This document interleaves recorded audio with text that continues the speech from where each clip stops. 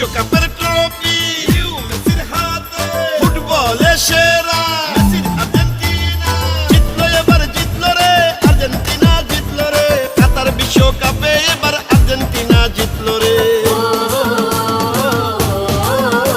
ও জিতলো, এবার জিতলো রে বিশ্বকাপে জিতলো রে, ফুটবলের জাদুকর লিও মেসি জিতলো রে।